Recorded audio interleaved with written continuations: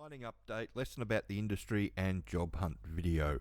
Welcome to Australian Mining for New Starters, and today for our lesson we are going to make a plan for one of the Workready students. So I've got his permission to run through how we'd make a plan on the video so we can go through all that. We're going to do the prices and then we're going to have a look at some of the different jobs that are around at the moment. But first, I just want to have a shout out to one of the guys that's been watching the channel, and he watched Mathew here. He's come from a diamond drilling background, and he's jumped onto burn cut driving the trucks. So he's taken advantage of snatch it season and jumped across, which is well done.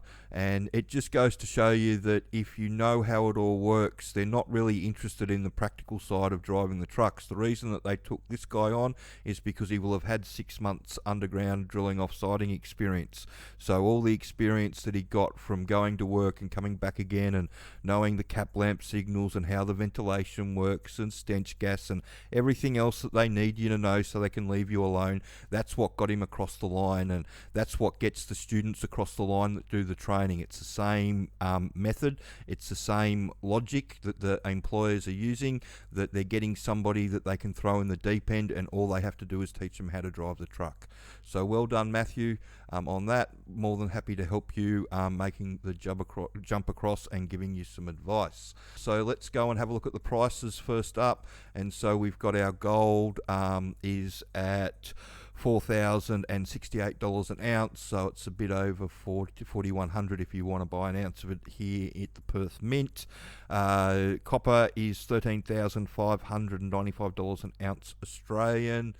If we move over to coal, it's $121 US, which is still holding its price a bit higher than normal, which is good, which means that, you know, everything should stay the same.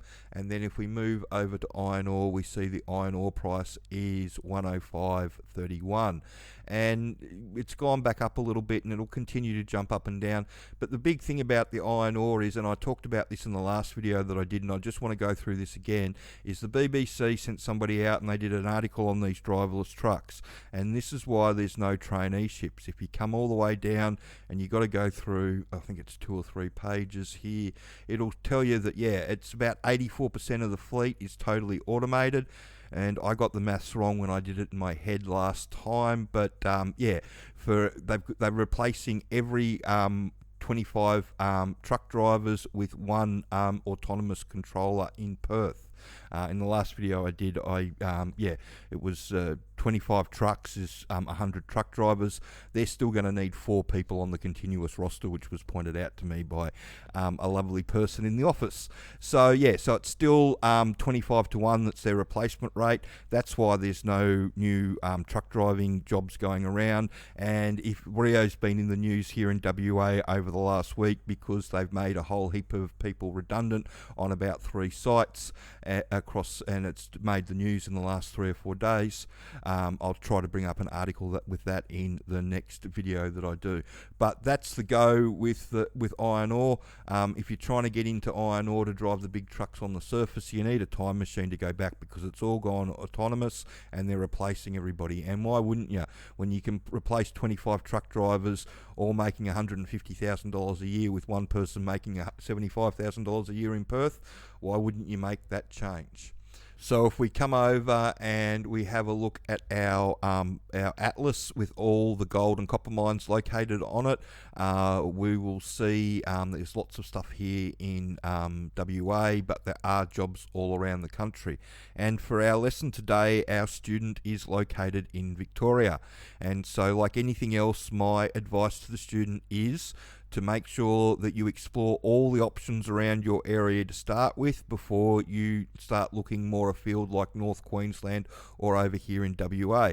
Now fortunately our students got somewhere to stay here in Perth, so the plan of attack will be to have a look at the gold mines that are around closest in Victoria to him, and then maybe even have a little bit of a look up at the gold mines around in New South Wales that do 2 weeks on, 2 weeks off that people are driving in and out of.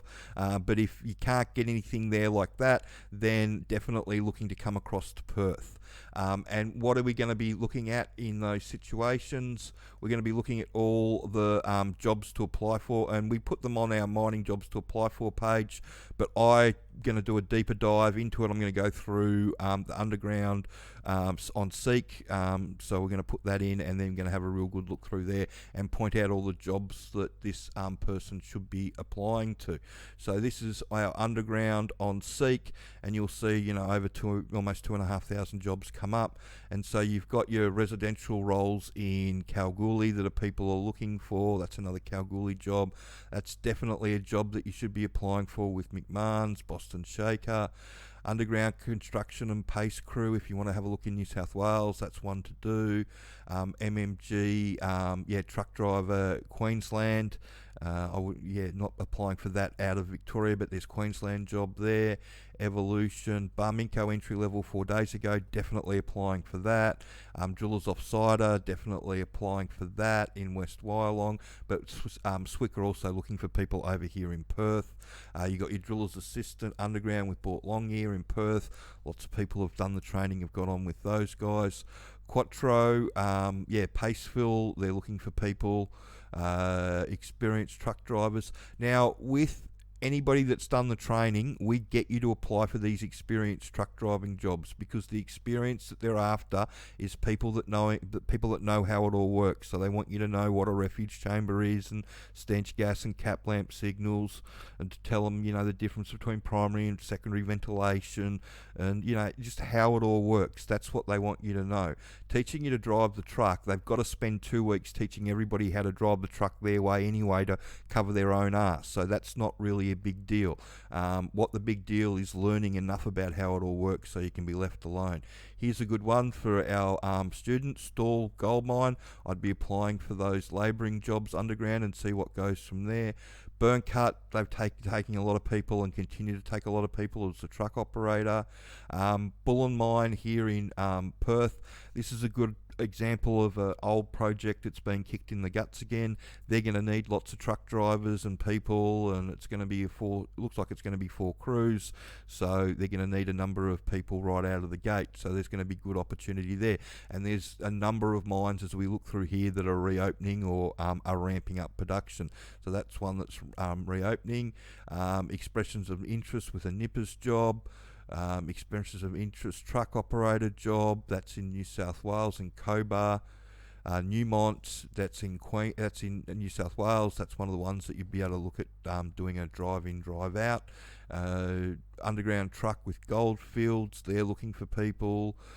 Pace crew in Queensland, that's not where we want to go. And this is Calibre Engineering. They do take a lot of people up in Mount Isa that have done the training, but that's not the direction that he wants to go. Entry level truck operator, Northern Star, so that's another one to apply for. My advice to our student is to, like I said, to have a look at like those jobs around Stall in Victoria to start with, and then maybe some of these ones up here, but then come over to Perth, try and get yourself a fly and fly out of Perth, and then worst case scenario is you jump on the train and you head up to Kalgoorlie, and because there's 50 mines within 100 k's of the joint, and they're all screaming for people. And these, the entry level Northern Star's got a number of hard rock underground mines around Kalgoorlie that are all screaming for people. We've had lots of people do the training, get on with those guys. It's just all about showing them that you know how it all works, and you can be thrown in the deep end, because the biggest bit of research that you can do about this is the failure rate of their new starters. If you can acknowledge that they go through a lot of new starters and show them that you've done some research and you understand that, and that you've done everything you can so you're not one of those new starters that you're going to go through, that's what you want to do. So there's a pace crew job in Queensland. Diamond drilling, core driller training offsider. So that's an offsider's job. Store person, ruck entry level raise bore offsider. They're still looking for people for those jobs. Underground truck operator, that's in Queensland. That's just a general crew ad, you could apply for there as well. Project crew, mining people international. They'll want experienced truck drivers, but the issue is that they're not going to get experienced truck drivers. The reason that I say that they're not going to get experienced truck drivers, they might get somebody with 18 months experience, but for me, if I've got somebody coming on my crew with 18 months experience driving a truck, I'm thinking, especially in the climate that it's been like for the last 5 years, I'm thinking, what's wrong with that person? Because normally, if you've got any go in you, you've sort of made it through truck within 6 to 12 months. If you've done 18 months on a truck and you haven't been able to make it through ranks, unless there's been a personality clash, which there is sometimes, and sometimes people get lucky and they pick up a good person, but the majority of the time, all you're doing is swapping dead wood around from one place to another. It just is what it is, and that's why you'll see the ads. They go through fluctuations. They'll go through looking for entry-level people. They'll have a whole heap of people fail. The bosses will spit the dummy. They want experienced people, but they can't get experienced people, or the experienced people that they get are dead wood, and they're not that productive, and so they have to get rid of them anyway, so they're back to hiring new starters again, and the whole thing goes round in an endless circle, and it has been since I ever started. Every time we go through a great big boom, this is what happens. So you can have a look through here. They're all great things to apply to. So there's Ballarat mine as well that you'd be applying for. Even though it was up 27 days ago, I'd still be applying for that, because it's if they still leave it up, it means they're still entertaining applications, because they probably already hired somebody and they probably already run through those people.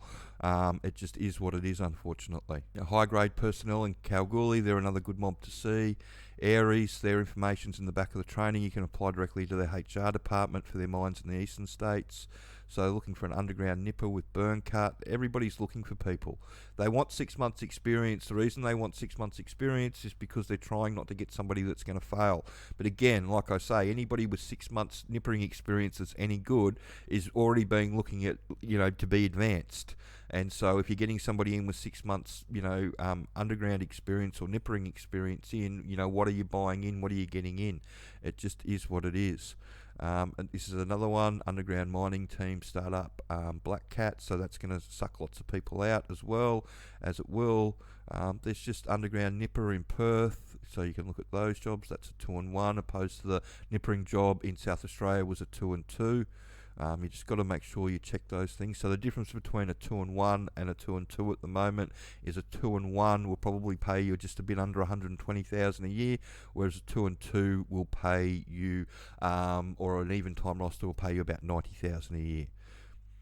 So you've got all these expressions of interest. Looks like they're going to kick that mine back in the guts in Cobar again, so they're trying to get all that set up for it. And you'll also start seeing jobs come up for 2025. So companies will start getting ready for snatch it season, so there'll be jobs going around asking for people to apply in January or February for 2025, which is pretty normal.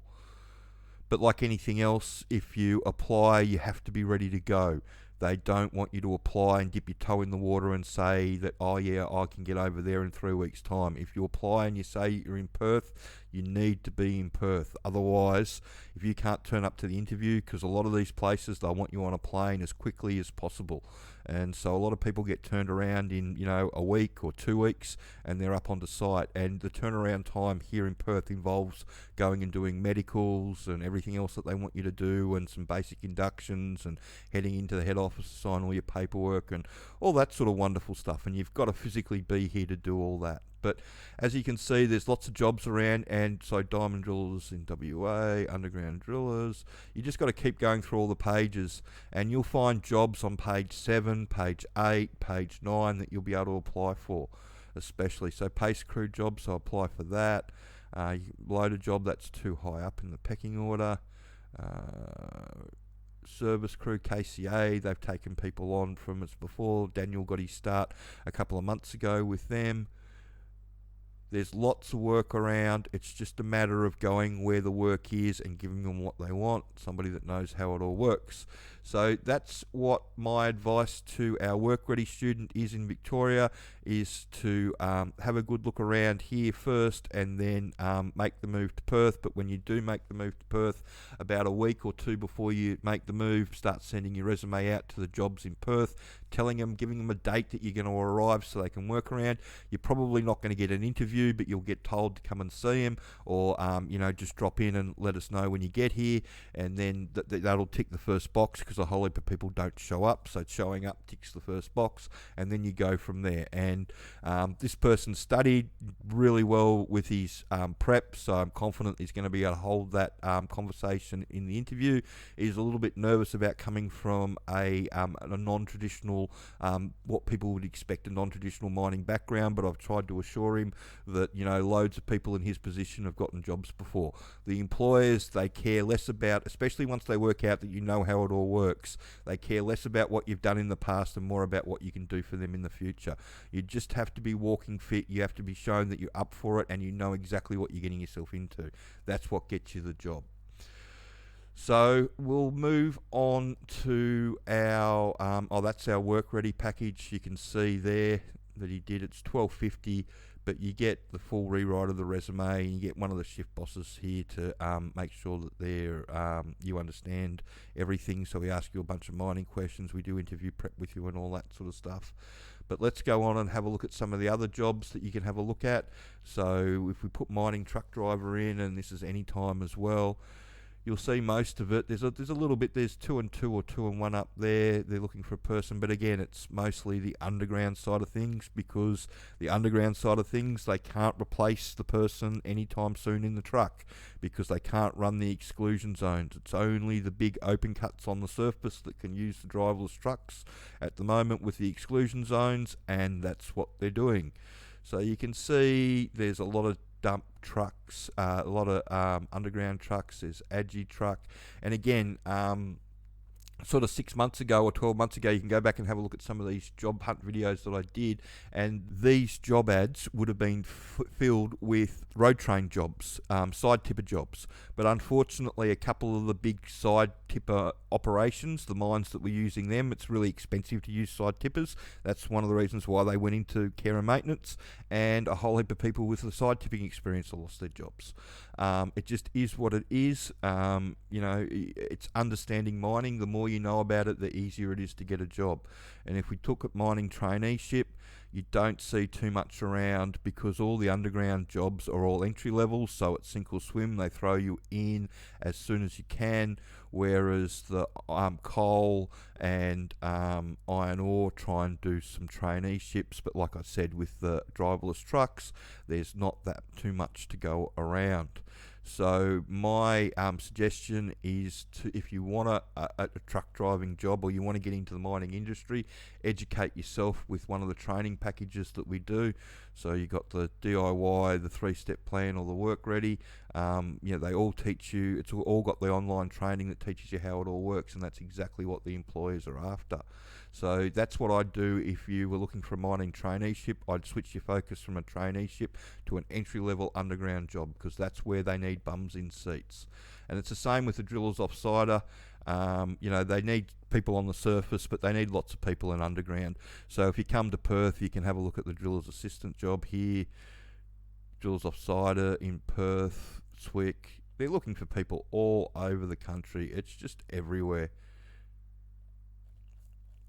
And lastly is the utility job, and I was talking to somebody again the other day that was trying to get in from a utility job over to the production mining job, and they ran into the poaching rules, and they thought the poaching rules were just a legend until they went and asked their supervisor about it, and it turns out that they are real. So it means that if you get a job as a utility worker on a mine site, even though the foreman of Burncut or Barminco or whoever the contractor is, or the owner-operator might want you as the new nipper or the truck driver, the contract says that you have to leave site for 6 months before you can come back with a new employer, and that pretty much stops poaching dead. And that's why all these jobs are like 85,000 a year for a 2-in-1, whereas a 2-in-1 on a truck at the moment you're going to start on about just under 120,000, and some are even less with the 2-in-1. So you've got here, where was it? It was down here. So that's 82,000 for the 2-in-1. It's 82,000 again for the 2-in-1. 76,000 for the 2-in-1. You know, it is what it is. This is 72.5, and this is a 2-in-2, which is unusual, which is one of the first times I've ever seen 2-in-2 with Sodexo. I'm not sure where that's going to be, but they'll have a whole heap of people clamoring in for that 2-in-2 lifestyle. But it is what it is. The reason that these wages are so low and there's so much difference between what you'd make as a utility worker and what you'd make on an underground mine is that, the difference is that about $30,000 a year. And the reason that the difference is there is because they get people trapped into those entry-level jobs, unfortunately. So I hope you found that information helpful today, and if you want to get into the industry, then check out our training packages. It's really easy once you know how it all works. Makes it a lot easier for you to make contact with the employers and show them that you know what you got. The jobs, you know, you still got to track down the job, you still got to go for the job, you still got to show them that you're in for it, in for the fight yourself, because that's what they want to see. But all this gives you a pathway forward, and you're going to work out whether you really want to go mining or not. So I hope you found that information helpful, and if you could share this video around and like and subscribe the channel. Thanks.